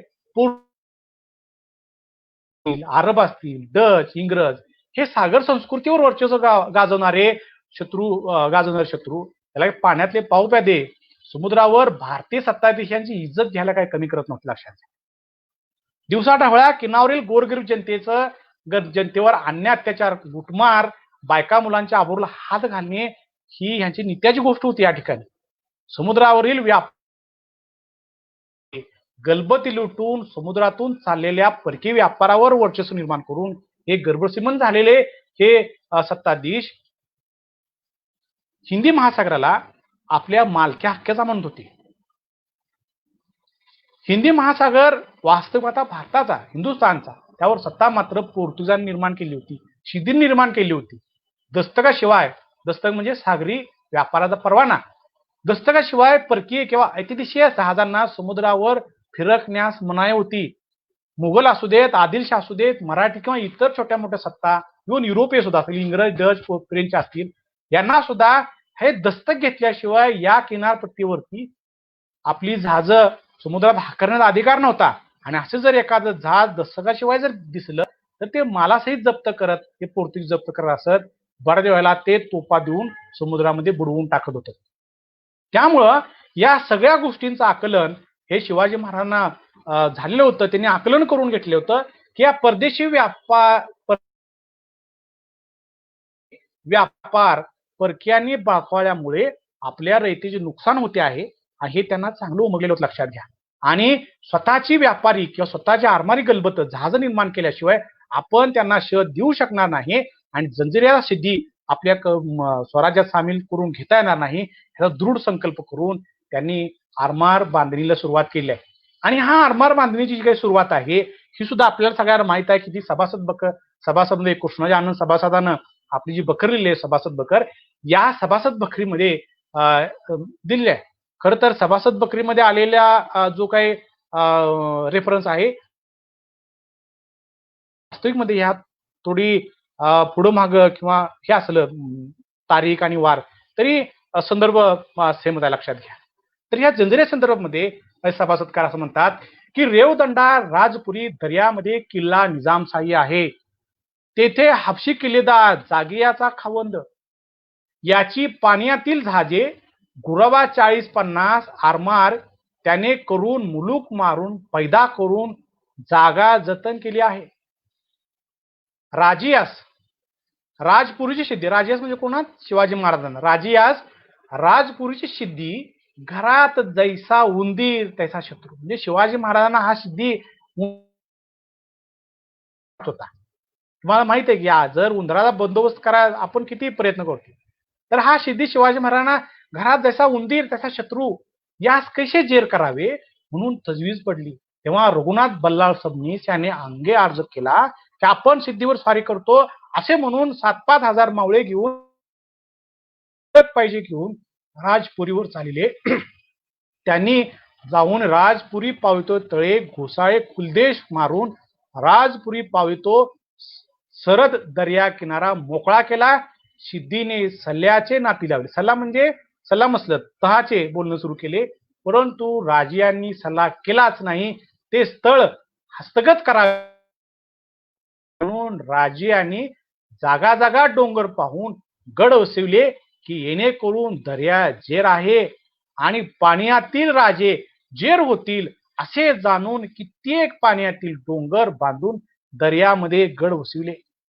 हा सभासद बकरीमधील उल्लेख आहे की शिवाजी महाराजांची या सिद्धीच्या संदर्भामध्ये काय भूमिका होती किंवा एकूणच त्यांची जंजिरा किल्ले या संदर्भात काय भूमिका होती या संदर्भामध्ये प्रकाश पडतो. यामधून पाण्यातील म्हणजे केवळ जंजिरे असे गड असे करून गड जहाजे मिळवून दर्यास पालान राजाने घातले. पुन्हा रिपीट करतो, पाण्यातील म्हणजे केवळ जंजिरे असे करून गड जहाजे मिळवून दर्यास पालान राजाने घातले. दर्याला पालान घातलेलं राजांनी, तर ते अशा प्रकारे घातले लक्षात ठेवा. जोवर पाण्यातील गड असतील तोवर आपले नाव चालेल. गड जंजिरे जमिनीवर पाण्यातील वसविले ते जेर करावे म्हणून त्या देशात जागा जागा गडकोट नवेच बळावून राहिले. राजपुरी नजीक डोंगर बळावला होता, तो घेऊन गड बांधून कुल देश काबीज केला. ठाणी ठेवली, मग त्याचा इलाज चालेना. कुणाचा? सिद्धीचा. मग त्याचा इलाज चालेना. 5-7 हजार हशम व सुबे ठेवले, असे केले. मग राजपुरुष मुलूक नाही, दाणे कुठून यावे. कारण आपल्याला माहित आहे की सिद्धीचा जंजिरा आणि त्याचा किल्ला आणि त्याच्या आसपासचा प्रदेश एवढ्यावरच या सिद्धीची गुजराण होत होती. आपण जर दाना गोटा तोडला, त्याची रसद तोडली, तर आपण सहज सिद्धीचा पराभव करू. ही या पाठीमागची शिवाजी महाराजांची भूमिका होती. त्यास पाण्यातील जहाजे जेणेकरून वरखड मुलूक मारून सामान आणून खाऊ लागले, त्यास राजाने जहाजे पाण्यातील सजली. बुराबा व तराडी व तारव गलबते शिबाडे पुराबा पगार अशी नाना जातीची जहाजे करून दर्या मुसलमान सुभेदार व मायनायक म्हणून भंडारी असे सुभेदार करून 200 जहाजे एक सुबा असे आरमार सजले. ये रीतीने 700 जहाजे पाण्यातील झाली. समुद्रामध्ये एक लष्कर झाले. जे शिवाजी महाराजांनी 700 जहाजे निर्माण केले आहेत, 200 जहाजांचा एक सुबा, आणि या रीतीने 700 जहाजे पाण्यातील झाली. समुद्रामध्ये एक लष्कर झालेले आहे. समुद्रामध्ये शिवाजी महाराजांनी लष्कर निर्माण केलं. अशा प्रकारे ही सभासदाची नोंद आहे.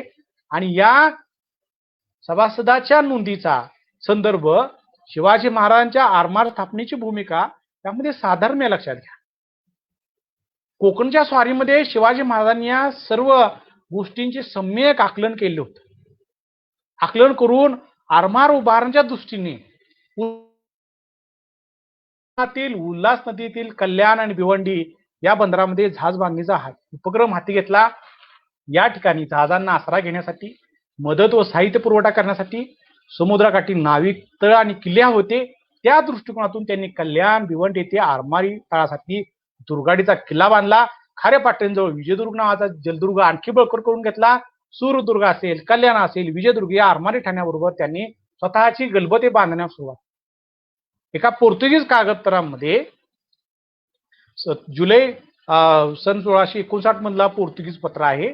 यामध्ये शिवाजी महाराजांचा 20 जहाजांचा पहिला काफिला बांधून समुद्रात आल्याचा उल्लेख आहे. खर तर शिवाजी महाराजांचा आरमार आणि पोर्तुगीज हे खूप असं विळ्यापोपळ्याचं वैर लक्षात घ्या. शिवाजी महाराजांच्या आरमारा संदर्भामधले एवढे संदर्भ पोर्तुगीज कागदपत्रामध्ये मिळतात की खूप मोठा संदर्भ आपल्याला मराठ्यांच्या आरमाराचा या पोर्तुगीज कागदपत्रांच्या मोज मिळतो.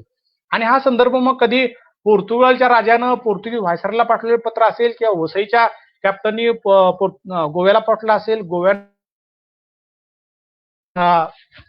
वसईला आलेलं किंवा इतर त्यांच्या वखारीमध्ये गेलेली पत्र खूप मोठ्या प्रमाणात आहेत, की जी बागराज परेरांनी, ससन देसाईंनी, पांडुरंग पिसुर्लेकरांनी संपादित करून मराठी संशोधकांच्या पुढे समोर ठेवले आहेत.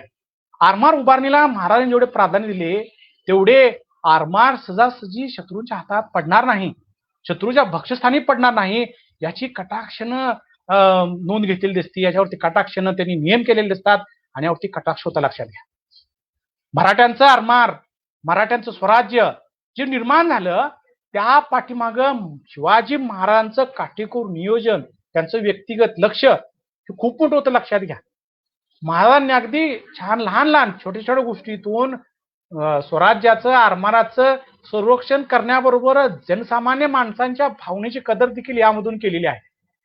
त्यांना सर्वसामान्य माणसांच्या भावनेची कदर कशी होती हे देखील या ठिकाणी मी एका आपल्या समोर ठेवलं. शिवाजी महाराजांनी आरमार निर्माण केलं, मोठं आरमार बांधलं, ही तर मोठी गोष्ट आहेच. पण या घटना घडत असताना त्यांचा जो रयतेबरोबर संबंध येत होता, रयतेबरोबर त्यांचं जे नित्याचं वागणं होतं, ते देखील या ठिकाणी आपल्याला सांगणं गरजेचं आहे. कारण या गोष्टी जर बाजूला ठेवल्या तर शिवाजी महाराजांच्या स्वराज्याचं जे कल्याणकारी सूत्र होतं ते आपल्याला या ठिकाणी सांगता येणार नाही. एकाच बंदरात प्रतिवर्षी आरमाराची छावणी केल्यास लोकांकडून तेथील जनतेला त्रास होऊ नये म्हणून प्रतिवर्षी नवीन बंदराची छावणी करावी, हे विधान छत्रपती शिवाजी महाराजांच्या लोककल्याणकारी राज्याचं निदर्शक आहे. लक्षात घ्या, कारण तुम्हाला माहित आहे की एकाच ठिकाणी जर तेच आरमारी छावणी तर तिथे व्हायला लागली, आणि त्या आरमारी छावणीतील जे दर्यावरती लोक असतील, खलाशी असतील, सैनिक असतील, किंवा त्याच्या अनुषंगाने जे काही लोक येणार असतील, त्यांचा प्रादुर्भाव तिथल्या स्थानिक लोकांना होणार. आणि ते जर तुम्ही वारंवार करायला लागला तर जनतेच्या मनामध्ये स्वराज्याच्या बद्दल प्रेम, आपुलकी, जिव्हाळा निर्माण होणार नाही. म्हणून त्यांनी या आरमाराच्या संदर्भामध्ये जी काही नियमावली केलेली होती त्या संदर्भामध्ये पुन्हा आज्ञापत्रकार असं म्हणतात की आरमाराची छावणी करणे तो दर्या तुफान होणार तो 8-15 दिवस अगोदर करावी. आता यामध्ये आरमाराच्या त्यांची भूमिका आहेच, पण यामध्येच त्यांची रयतेच्या कल्याणासंदर्भातली देखील भूमिका लक्षात घ्या. आरमाराची छावणी करणे तो दर्या तुफान होणार तो 8-15 दिवस अगोदर करावी, तेही प्रतिवर्षी एकाच बंदरी अथवा हर एक जंजिरी या खाली किंवा उघड्या मानी सर्वथा न करावी. एकाच ठिकाणी एकाच बंदरात आणि उघड्यावर तर अजिबात करू नये, उघड्या आभाळावरती तर अजिबात करू नये. म्हणजे त्या आरमाराच्या संरक्षणाची जबाबदारी, म्हणजे जी काही व्यवस्था आहे ती केली पाहिजे. प्रतिवर्षी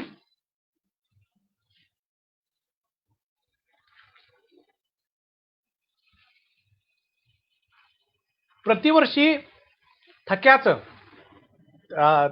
म्हणजे धक्का थोडक्यात म्हणूया आपण, आरमाराचा जहाज लावण्याचे ठिकाण थकियाच्या बंदरी छावणी केल्याने आरमाराचे लोक बार्ग ताकीद केली तरी काही एक मुलकास उपद्रव होतच आहे, तो एकाच मुलकास होणार. आता मी सांगितल्याप्रमाणे जर आपण एकाच ठिकाणी छावणी केली तर त्याच प्रदेशाला ऐसे होऊ न द्यावे. उघड्या मानी आरमाराची छावणी केली तरी छावणी करणे ते आरमार धड्यावर ओढावे. धड्यावर म्हणजे खाडीमध्ये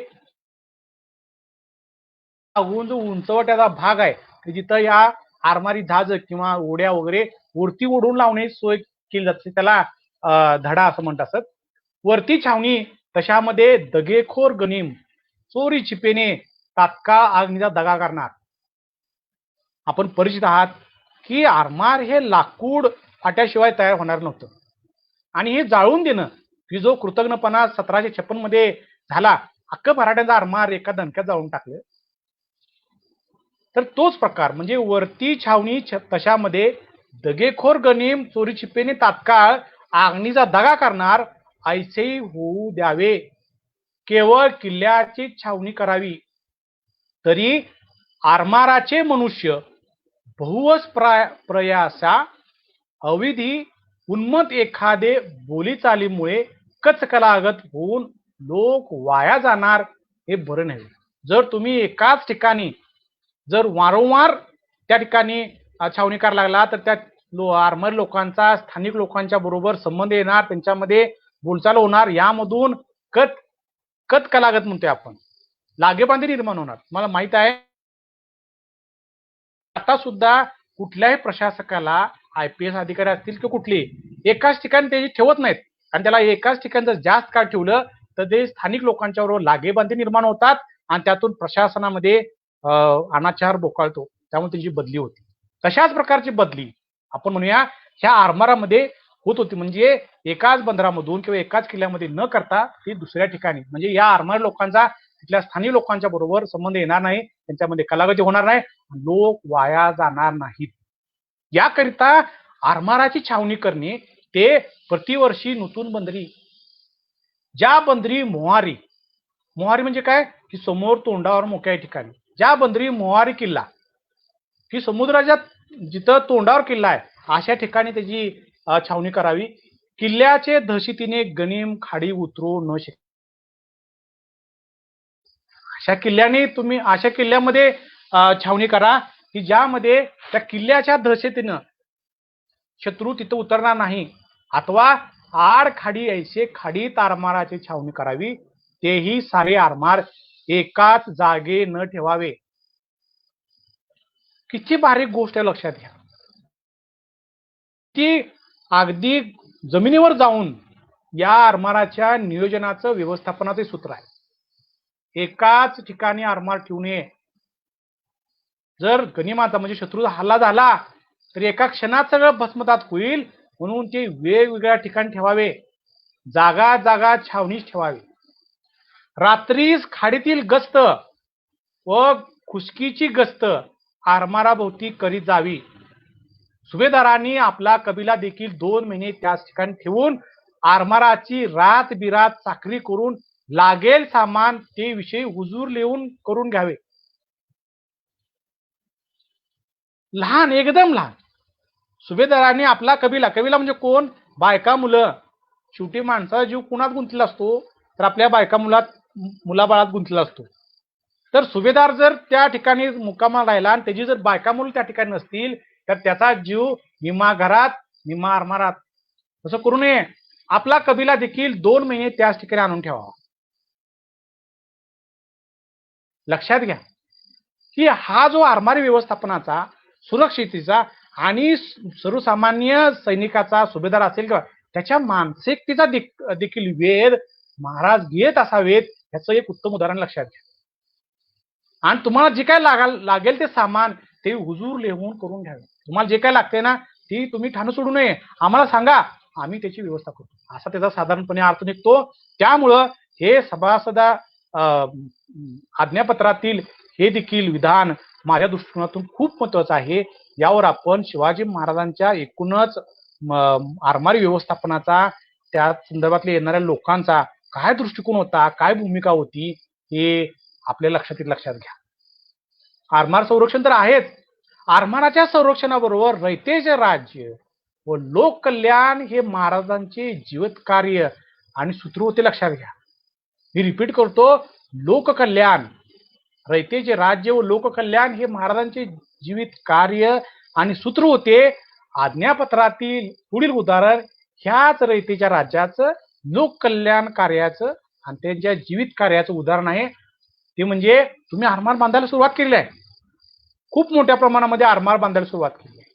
आरमाराला काय लागत होतं तर मोठ्या प्रमाणात लाकूड फाटा, झाडं, मग झाडं तोडायला सुरुवात. आज आपण पर्यावरण अमुक तमुक या गोष्टी करतो.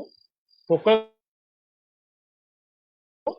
350 वर्षापूर्वी भारतामध्ये असा एक राजा होऊन गेला की त्याला पर्यावरणाचा कळवळा होतात, पण रयतेबद्दलचा कळवळा, रयतेबद्दलची आपुलकी, रयतेबद्दलचं प्रेम आणि पर्यावरणाचं प्रेम दाखवून देणारा आणखी एक उदाहरण की जे आपणा सर्वांना कदाचित सरस्वत आहे, ते मी पुन्हा या ठिकाणी उद्धृत करतो. आरमारास तक्ते सोट, ढोलाच्या काठ्या आधी करून थोर लाकूड असावे लागते. ते आपल्या राज्यात अरण्यामध्ये सागवान आदी वृक्ष आहे, त्यांचे जे अनुकूल पडेल ते हुजूर लिहून परवानगीने तोडून न्यावे. तुम्हाला जर सागवानाची झाडं बिडं सोडबीट काय लागतील ते हुजूर लिहून तोडून परवानगी घेऊनच तोडावे. मित्रांनो, आज आपण रस्त्याची बांधकामं वगैरे बघतो. कालच बार्शी उस्मानाबाद रस्त्याची बातमी आली. 1800 झाडं काही काळात कापून टाकले, ज्या झाडांना 100-150 वर्षांचा इतिहास होता. आजचं उदाहरण मी थोडस आजच्या बरोबर का तुलना करतोय की राज्यकर्त्यांची मानसिकता, प्रशासनाची मानसिकता काय असते आणि जनतेच्या बद्दल, पर्यावरणाबद्दल जर जाण नसेल, आपुलकी नसेल, कनवा नसेल तर हे अशा प्रकारचा कृतज्ञपणा करतात. लक्षात घ्या. त्यांचे जे अनुकूल पडेल ते हुजूर लिहून परवानगीने तोडून न्यावे. या विरहित जे लागेल ते परमुलकीहून खरेदी करून आणावीत. खरेदी करून, परमुलकातून खरेदी करून आणावीत. स्वराज्यातील आंबे, फणस आदी करून ही लाकडे आरमाराच्या प्रयोजनाची, त्यास हात लावू न द्यावा. हातच लावायचा नाही झाडांना. काय म्हणून की ही झाडे 2 वर्षांनी होतात ऐसे नाही. म्हणजे ही जी आंबे, फणस आदी झाडं आहेत ही 1-2 वर्षांनी येणार नाहीत. यासाठी 10, 15, 20 वर्षाचा कालखंड लागतो. लक्षात घ्या. रयतेने ही झाडे लावून लेकरांसारखी भूतकाळ जत करून वाढवली ती झाडे तोडली, त्याचे दुःखास पारावारा काय. आपण जर ती झाडं की ज्या शेतकऱ्यांनी, रयतेनी ही झाडं लेकरांसारखी वाढवलेली आहेत आणि ती जर झाडं तुम्ही तोडा लागला तर त्यांच्या दुःखास पारावारा काय. एकाच दुःख देऊन जे कार्य करी म्हणेल ते कार्य कारणासहित स्वल्प काळाचे बुडून नाहीशी होते. म्हणजे असलं जर दुःख देऊन, बुडवून, अन्याय अत्याचार करून तुम्ही काय कर म्हणाल तर स्वल्प काळाचे असेल, लक्षात, अल्पकाळात असेल आणि ते बुडून नाहीशी होते. किंबहुना धन्याचेच पदरी प्रजा पीडनाचा दोष पडतो. धन्याच्या पदरी म्हणजे कुणाचा? राजाच्या पदरी. तुम्ही तोडाल पण त्याचा दोष राजाला देतील. प्रजा पीडनाचा दोष धनाच्या पदरी पडतो. या वृक्षांच्या अभावे हानी होते. या वृक्षांच्या अभावे हानी होते. याकरिता हे गोष्ट सर्वदा न होऊ द्यावी. कदाचित एखादे झाड जे बहुत जीर्ण होऊन कामातून गेले असे तरी त्याचे धन्यास राजी करून, म्हणजे त्या जीर्ण झालेल्या झाडाचा जो मालक आहे त्याला राजी करून त्याचे संतोषे तोडून न्यावे. बलात्कार सर्वथा न करावा. बलात्कार या अर्थाचा आजच्या भाषेमध्ये अर्थ न घेऊ नये, बळजबरी करू नये. आरमार बळकट करण्यासाठी मोठ्या मोठ्या जहाजांची जरी आवश्यकता असली तरी ती कशा प्रकारे निर्माण करावीत याबाबत ते फारच दक्षता लक्षात घ्या. त्या काळात पर्यावरणाचे महत्त्व जाणणारा आणि वृक्षांची तुलना मुलांच्या बरोबर करणारा अखंड भारतातील नव्हे तर मी म्हणजे जगाच्या इतिहासातील हा एकमेव राजा ते म्हणजे छत्रपती शिवाजी महाराज. जहाज बांधण्यासाठी जे लाकूड लागेल त्यासाठी लागणारी झाडे परवानगी घेऊनच तोडावीत. गरज वाटल्यास परराज्यातून विकत आणावीत, परंतु फळादी उत्पादन देणाऱ्या झाडांना हात लावू नये असा सक्त आदेश होता असा आज्ञापत्रकार म्हणतात. पर्यावरण आणि सर्वसामान्य बहुजन शेतकरी वर्गाबद्दलचा कनवळा, बहुजन प्रजापालनाची, प्रजेच्या बद्दलची आत्मीयता आपल्याला यामधून दिसते. लक्षात घ्या. मी शेवट बराच वेळ आपण बोलतोय, जवळजवळ 1.5 तास, सव्वा 1.5 तास होत आलेला आहे. मी फार काळ आपला अंत पाहणार नाही, पण राहत नाही. लक्षात घ्या. शिवाजी महाराजांच्या बद्दल बोलत असताना अक्षरशः अंगामध्ये असे शार येतात. संचार तो लक्षात घ्या. शिवाजी महाराजांचा एक भक्त, शिवाजी महाराजांचा वाचक, त्यांच्यावरती प्रेम करणारा म्हणून, अभ्यासक म्हणून मला या गोष्टी फार आपुलकीच्या वाटतात की शिवाजी महाराजांनी आरमार निर्माण करत असताना जी काही धोरण राबवलं, ज्या काही प्रथा परंपरा प्रस्तुत केल्या, त्या प्रथा परंपरा आणि त्यांचा विचार आजच्या पिढीपर्यंत जायला पाहिजे. एवढंच नव्हे तर आजच्या राज्यकर्त्यांच्या बरोबर पर्यंत सुद्धा हा विचार नेणं हे आपल्यासारख्यांचं काम आहे असं माझं मत आहे. आपण मगाशी जी चर्चा केली, संपूर्ण राज्याचे सार ते दुर्ग, दुर्ग नसता मोकळा देश, परचक्र येतात निराश्रय. देशामध्ये दुर्ग बांधून तो देश शाश्वत करून घेतला. आले परचक्र संकट, दुर्गाश्री परिहार केले. हे राज्य तरी तीर्थरूप थोरले कैलासवासी स्वामींनी म्हणजे शिवाजी महाराजांनी गडावरूनच निर्माण केले.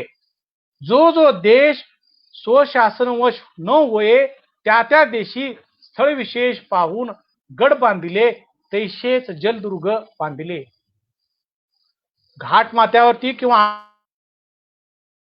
मध्ये शिवाजी महाराजांनी ज्या प्रकारे किल्ल्यांची बांधणी केली, किल्ल्यांच्या बाबतचा त्यांचा जो दृष्टिकोन होता, तो दृष्टिकोन त्यांचा जलदुर्गा संदर्भामध्ये सुद्धा होता.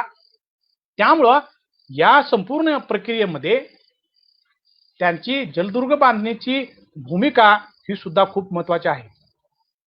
आरमार हे अशी एक युद्धशाखा आहे की जर नुसती शारीरिक ताकद असून चालत नाही. लक्षात घ्या, आपल्या मराठीमध्ये एक म्हण आहे, शक्तीपेक्षा युक्ती बरी. त्यातला हा प्रयोग आहे. लक्षात घ्या, मन, मनगट आणि मेन या तिन्हींचा मिलाप घडवून आणावा लागतो. जहाज बांधण्याबरोबरच खगोलशास्त्रीय ज्ञान, सामुद्रिक युद्धतंत्र, हवामानाचा अभ्यास, वाऱ्यांच्या दिशा आणि जहाज हाकारण्याची कला अशा अनेक घटकांचा समावेश या आरमारामध्ये होतो.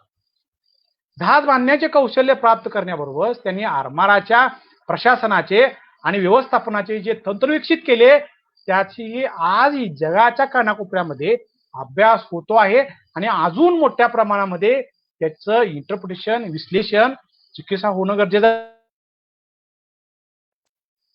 आणि ही चिकित्सा सर्वसामान्य लोकांच्या पुढे यायला पाहिजे. आरमार निर्माण करणे जेवढे अवघड तेवढेच ते टिकवणे महत्वाचे होते. त्यासाठी त्यांनी विजयदुर्ग, कुलाबा, कल्याण, पेन येथे शास्त्रशुद्ध अशा आरमारी गोदी निर्माण केल्या. हे लेक्चर झालं की मी तुम्हाला गिर्याची गोदीचे काही फोटो दाखवणार आहे. काय त्या माणसाचा दिमाग चालत होता, काय चाणाक्ष चतुर आपण ज्याला म्हणून, राजधुरंधर का, ह्याची उदाहरण तुम्हाला त्यामधून दिसतात. नुसत्या आरमारी गुद्या निर्माण करून आरमारी संरक्षण होणार नव्हते, तर त्याच्या आश्रयासाठी की ज्या आडोशाने आरमारी युद्ध लढली जाणार होते ते जलदुर्ग ही तितक्याच ताकदीने ते निर्माण केलेले आहे. त्यामध्ये सिंधुदुर्ग असेल, विजयदुर्ग असेल, कुलाबा, पद्मदुर्ग, सुवर्णदुर्ग, खांदेरी, गुंदेरी अशा अनेक जलदुर्ग आहेत की त्यातले नव्यानं बांधले, काहींची पुनर्बांधणी केली, काहींची डागडुजी केली. आणि यासाठी त्यांनी प्रचंड मोठ्या प्रमाणामध्ये पैसा वचलेला. लक्षात घ्या, शिवाजी महाराजांनी ज्या ज्या मार्गातून पैसा गोळा केला त्या पैशावर खाबूगिरी केलेली नाहीये, पैसा खिशात घातलेला नाहीये, तो पैसा जनतेच्या कल्याणासाठी वचलेला आहे. जलदुर्ग बांधले, शिवाजी महाराजांचं तंत्रज्ञान हे खूप पुढचं. लक्षात घ्या, त्या काळामध्ये शिवाजी महाराजांना याची पुरती जाण होती की खाऱ्या पाण्याची रिॲक्शन कशाबरोबर होत नाही. कारण तुम्हाला माहित आहे की खाऱ्या पाण्यामध्ये कुठलाही लोखंडी धातू टिकत नाही, सिमेंट आजच्या काळातलं टिकत नाही. मग हा राजा म्हणतो त्या शिस्स वापरा. तुम्हाला माहित आहे, आपण सर्व ज्ञानी आहात, सुज्ञ आहात, आपल्याला माहित आहे की सिंधुदुर्ग असेल, सुवर्णदुर्ग असेल, या बांधताना त्यांनी शिशाचा वापर केला आहे. आणि हा त्या काळातला एक रसायनशास्त्रज्ञ आहे असं माझं व्यक्तिगत मत आहे. कारण ह्या राजाने जाणलं होतं की शिस असा एकमेव धातू आहे की ज्याची खाऱ्या पाण्यावर रिॲक्शन होत नाही, ते गंजत नाही, तुटत नाही, त्याला भेगा जात नाहीत, खपले पडत नाहीत. आणि म्हणून आज 300-350 वर्ष जरी झाली तरी या सिंधुदुर्ग असेल, विजयदुर्ग असेल, एक कडा सुद्धा ढासळलेला नाही. हा, ती गोष्ट खरी आहे की आजच्या राज्यकर्त्यांच्या नाकर्त्यापण काही भाग आता ढासळतात. काल परवा विजयदुर्गची एक मुळू ढासळला, वरचा ढासळला जिथं मातीचं बांधकाम आहे, जिथं शिसा आहे ते ढासळलेला नाही आहे आणि अजूनही ढासळणार नाही, कारण त्यामध्ये भ्रष्टाचार नाही आहे. केवळ बोलण्यासाठी ह्या गोष्टी चांगल्या वाटत असल्या तरी त्यासाठी प्रचंड मेहनत आणि पैशांची आवश्यकता होती. नुसत्या पैशावरही काम चालणार नव्हते, तर सिद्धी, पोर्तुगीज, इंग्रज यासारख्या समुद्रावरती वर्चस्व असणाऱ्या शत्रू समुद्रावरती अखंड त्यांची गस्त सुरू होती आणि यामध्ये त्यांना हे सगळं बांधकाम वगैरे करा. त्यामुळं शिवाजी महाराजांच्या एकूणच या सगळ्या आरमारी भूमिकेबद्दल, त्यांच्या विचाराबद्दल मला जे वाटलं, मला जे भावलं, मी जे वाचलेलं आहे, मला जे रेफरन्स मिळाले त्या माध्यमातून मी मांडण्याचा प्रयत्न केला.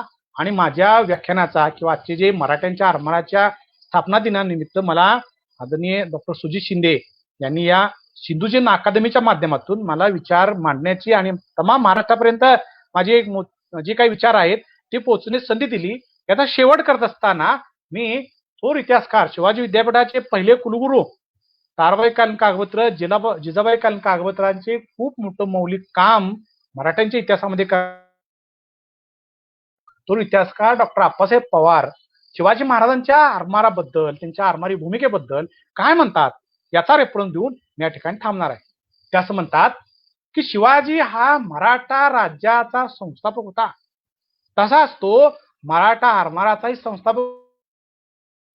तो पहिला भारतीय राजा होता की ज्याने स्वतःचे आरमार उभारण्याचे महत्व ओळखलेले होते. 16 शतकाच्या सुरुवातीला पोर्तुगीज आपल्या देशाच्या पश्चिम किनारपट्टीवर वखारी स्थापन करण्यात यशस्वी झाले. याचे मुख्य कारण भारतात अशा आरमाराचा अभाव होता. त्यानंतर अनेक युरोपीय लोकांनी सागरी मार्गावर नियंत्रण मिळवले. औरंगजेब सारख्या राजालाही या परदेशी लोकांच्यावर व्यापारी जहाजांच्या आणि वर्षातून एकदा मक्केला जाणाऱ्या यात्रेकरूंच्या रक्षणाकामी अवलंबून राहावे लागत होते. औरंगजेबाला अशा आवश्यक असणाऱ्या आरमाराची स्थापना शिवाजीने केली, असं छत्रपती शिवाजी महाराजांच्या आरमार स्थापनेच्या भूमिकेबद्दल आप्पासाहेब पवार म्हणतात. मित्रांनो, आपण सर्वजण खूप वेळ माझे या ठिकाणी विचार, त्याबद्दल मी सर्वांचे मनपूर्वक आभार व्यक्त करतो. पुन्हा एकदा आपणा सर्वांना मराठा आरमार दिनाच्या मनपूर्वक हार्दिक शुभेच्छा देतो. मराठा आरमार दिन ही लोक चळवळ झाली पाहिजे, जेणेकरून त्या माध्यमातून मराठ्यांच्या आरमाराचं, शिवाजी महाराजांच्या आरमारी भूमिकेचं आजच्या तरुण पिढीपर्यंत विचार गेले पाहिजे, अशी एक भावना व्यक्त करतो आणि या ठिकाणी थांबतो. यानंतर काही चित्र